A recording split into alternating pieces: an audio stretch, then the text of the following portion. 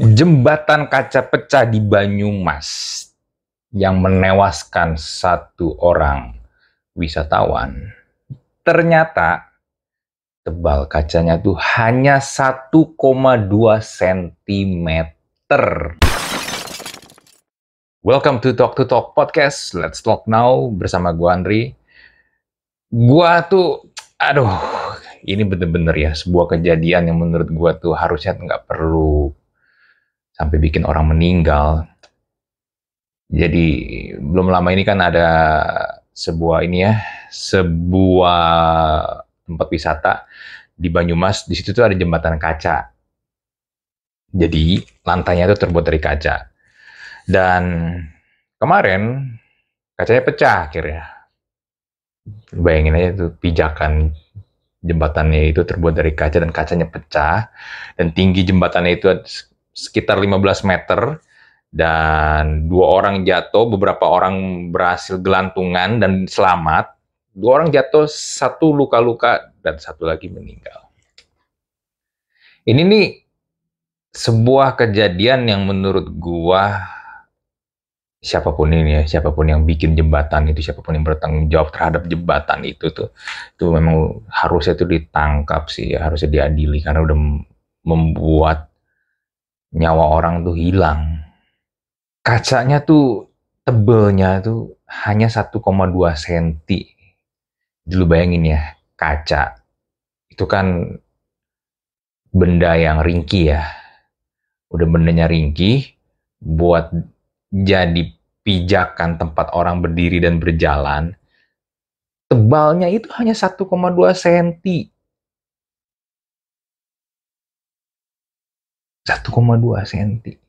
Ini fenomena jembatan yang dari kaca ini kan sebenarnya terkenal karena di China, ada satu tempat di China tuh ini ya, membuat jembatan tuh sama, ini malah kalau gue bilang lebih ekstrim karena di kayak daerah pegunungan gitu, jembatan terbuat dari kaca. Dan menurut berita yang gue baca, tempat wisata yang di China itu, mereka aja untuk for the safety, ketebalan kacanya syarat yang paling minim itu aja 3,6 cm. Itu paling minim loh, paling minim. Ini 1,2.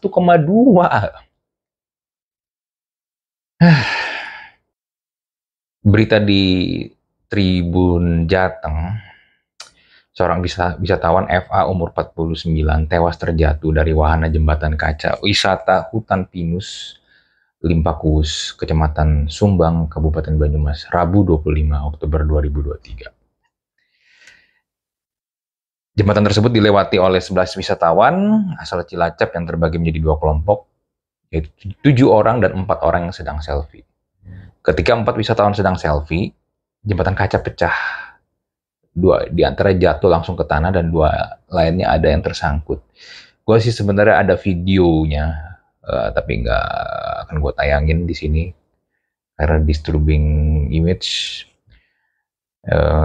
Korban tewas atas inisial FA, warga Kertayasa, Banjarnegara, sedangkan yang kritis inisial A, umur 41, dari desa Widodo Martani, Klaten. Kasat Reskrim Polresta Banyumas Kompol Agus Supriyadi mengatakan pembangunan sudah beroperasi selama 11 bulan. Selain tidak ada uji kelaikan dari pihak terkait. Oh my god. Berarti ini ya, udah secara batas safety aja di bawah minimal ketebalan kacanya, tidak ada uji pengamanan, uji kelaikan, dan tidak ada sistem pengamanan memadai untuk mencegah apabila ada kecelakaan. Jadi kalau lihat di videonya tuh, itu bawah jembatannya tuh nggak ada apa-apa, nggak ada jaring atau apa gitu buat pengaman kalau misalnya amit-amit ada kecelakaan. Dan benar kan kejadian. Diketahui ukuran kaca setebal 1,2 cm dengan lebar 118 cm dan panjang 243 cm. Kaca tersebut seyogianya dipasang dalam ukuran berapa akan diteliti. Sementara itu, standar ketebalan kaca untuk pijakan dilansir dari website Alibaba adalah 1,2 cm kali 3 lapis, berarti 3,6. Ini cuma 1,2 doang, berarti 1 lapis. Standar minimal tersebut digunakan untuk jembatan kaca di dalam ruangan. Tentunya untuk jembatan kaca outdoor yang berhubungan langsung dengan sinar matahari memiliki ketebalan lebih dari 3,6 cm. Iyalah, outdoor kena matahari, kaca itu kan bisa memuai. Ketebalan tersebut adalah 3 kali dari ketebalan jembatan kaca di Banyumas tersebut. Aduh, gila. Perusahaan China tersebut menjual kaca temper yang juga disebut sebagai Tok N kaca dengan tebal minimal 12 mm kali 3 lapis, 3,6 tadi ya, untuk jembatan kaca dalam ruangan. Kaca laminated dibuat dengan menggunakan minimal 3 atau lebih potongan kaca temper dan direkatkan dengan PVB interlayer. PVB interlayer harus ditempatkan di antara lembaran kaca sehingga jika terjadi kerusakan, pecahan kaca tetap akan terikat di PVB dan tidak akan pecah berhamburan. Jika kaca lapisan atas pecah, pecahan tersebut tetap akan terikat di perekat PVB. Dengan begitu, jembatan kaca masih memiliki 2 lapis kaca di bawahnya. Kaca tersebut dibuat dengan memanaskan kaca anil untuk lebih dari 600 derajat Celcius dan pendinginan ini dengan cepat yang mengunci permukaan luar gelas, keadaan kompresi tinggi, dan inti atau pusat gelas kompensasi ketegangan. Kaca pengamanan tersebut digunakan sebagai kekuatan, ketahanan termal, dan keselamatan. Permukaan kaca temper sekitar 5 kali lebih kuat dari permukaan biasa, ambil non-keselamatan dengan ketebalan yang sama. Jadi, di berita ini juga dijelasin ya, jadi pada intinya yang di jembatan di Banyumas itu tuh memang sangat-sangat tidak layak dan bahkan nggak dites dulu. Oh my God. Gue tuh suka kadang lihat ya, Indonesia itu kan memang negara yang doyan latah. Jadi kalau misalnya di negara ada apa gitu, sesuatu, di Indonesia tuh pengen aja tuh bikin versi Indonesianya. Ya, kalau di kasus di jembatan kaca di Banyumas ini kan ya mereka juga pasti terinspirasi lah, gue yakin. Pasti idenya ngeliat di China sama, kalau nggak salah di Vietnam ya. Kayak kalau nggak salah yang di Vietnam itu, correct me if I'm wrong ya, Vietnam saya tahu, mungkin entah Vietnam atau Myanmar ya. Sebenarnya secara model desain jembatan itu jauh lebih mirip karena ada kayak patung tangan seakan-akan yang menyangga jembatannya itu. Nah, di jembatan Banyumas ini kan ada ini ya, di dekat lokasi jatuhnya tuh ada kayak patung tangan.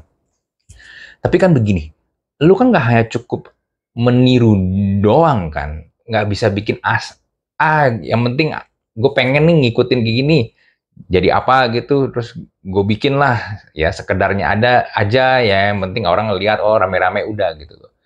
Dan akhirnya kan kita tuh ya kalau bikin sesuatu, itu selalu tidak terlalu memusingkan kualitas. Gua nggak tahu kalau di case ini sebenarnya proyeksi. Jadi kalau aku bikin suatu proyek kan, of course harus ada proyeksinya nih. Kalau kayak bangunan kayak begini kan, apa-apa aja yang dibutuhkan, spek-speknya tuh apa aja. Gua nggak tahu ya di sini, tapi asumsi gua misalnya, kalau ingin mengikuti yang ada di luar, let's say mereka juga udah riset, kalau mereka riset, pasti juga tahu dong minimal ketebalan kacanya berapa dan berapa lapis, dan juga sistem keselamatannya tuh gimana. Nah, mungkin ketika real dieksekusinya, budgetnya mungkin itu untuk spek secara lengkap, tapi pada prakteknya mungkin dikurangi. Jadi cuma belinya 1 lapis doang, itu pun yang ukurannya 1,2 cm. Mungkin ya, mungkin. Nah, kalau kayak begitu harus ditelusuri itu, apakah memang kejadian kayak begitu, berarti kan ada tindak korupsi di situ. Of course ini nanti akan menjadi kerjaan polisi nih untuk mencari tahu. Cuma, ya balik lagi, gue ngerasa ya, berapa kali kita kalau bikin sesuatu yang sebenarnya udah ada contohnya, tinggal amati tiru doang, boleh lah modif-modif dikit. Tapi itu selalu gagal. LRT misalnya. Maksa kan pengen bikin sendiri, semua pokoknya ingin semuanya tuh TKDN lah. komponen dalam negerinya tuh maunya mayoritas bahkan full. Lu lihat sekarang, belum ada 2 bulan, itu kereta rodanya udah pada aus. Dari sekian kereta yang mereka punya, itu hanya 9 sekarang per gua recording kali ini nih yang bisa beroperasi. Itu pun akhirnya mereka tidak bisa jalan secara speed yang standar 80 km per jam. Mereka harus menguranginya setengahnya, 50%-nya, berarti sekitar 40 km per jam. Can you imagine? Itu kereta yang harusnya bisa menjadi andalan orang-orang di pinggir kota Jakarta, khususnya di daerah Cibubur dan Bekasi. Akhirnya kan sama aja bohong kan. Karena bikinnya asal-asalan. Yang penting jadi, gak peduli. Yang penting ada dulu aja gitu, masalah nanti sistemnya gimana, operasionalnya gimana, ya bodo amat. Kan goblok ya. Belum ada 2 bulan. Dan berapa kali gue juga bingung berapa kali gue lewat tol gitu. Gue ngeliat itu LRT lagi jalan, gue jalannya pelan banget. Ternyata yang masalahnya itu, biar rodanya nggak cepet aus. Dimaksa gitu loh. Dan memang nggak bisa dipungkiri, banyak banyak barang yang akhirnya kita bikin sendiri, produk yang kita bikin sendiri emang akhirnya jelek. Dan akhirnya ditutup-tutupi lah dengan harus menghargai karya anak bangsa. Nggak bisa, memang kualitasnya jelek, gimana? Bukannya gue bilang barang luar pasti bagus semua, nggak juga, memang ada aja yang nggak bagus, tapi ya nggak bisa dipungkiri, produk-produk luar negeri itu sometimes memang secara kualitas memang jauh lebih bagus, dikerjanya bagus. Lu lihat MRT. Pernah lihat MRT kayak LRT gitu? Ada mungkin, jarang, tapi nggak kayak LRT kan. Gue kemarin cobain LRT, bayangin aja, gue ngeliat di web dan gue lihat di papannya dari Cibubur ke Duku Atas itu kurang lebih sekitar 33 menit. Tapi kenyataannya gue nyampe Duku Atas tuh sejam. Nggak ada bedanya gue naik mobil kalau gitu kan. Mana sekarang juga tiketnya mahal, 20.000. Gue naik mobil cuman berapa? Kalau misalnya gue mau nyampe ke Duku Atas, pakai tol. Lebih murah. Asal bikin, yang penting ada,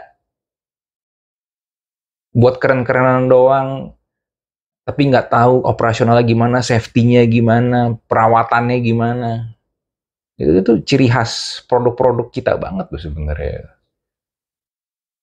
Makanya jangan berharap deh kalau kita tuh bisa menjadi bangsa atau negara yang bisa membuat suatu produksi barang yang keren dan masif dan bisa diterima orang banyak di seluruh dunia. Masih jauh, masih jauh.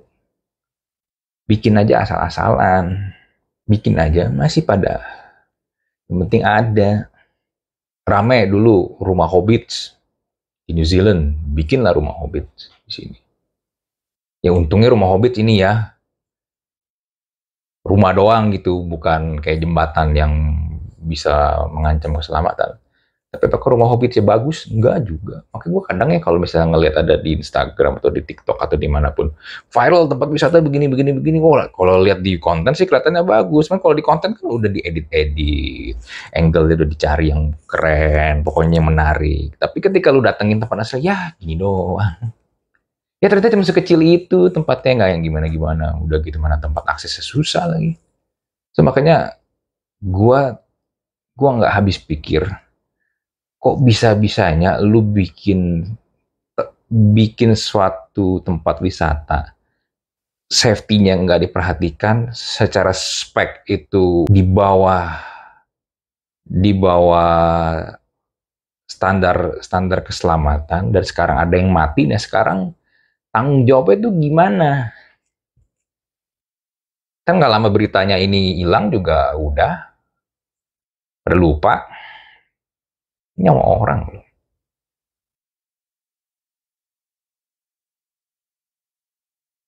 Dan bisa jadi ini bukan yang terakhir. Bisa jadi lu atau siapapun misalnya datang ke tempat seperti ini dan ada ancaman keselamatan karena safety yang tidak diperhatikan seperti ini, mungkin kita jadi korban berikutnya.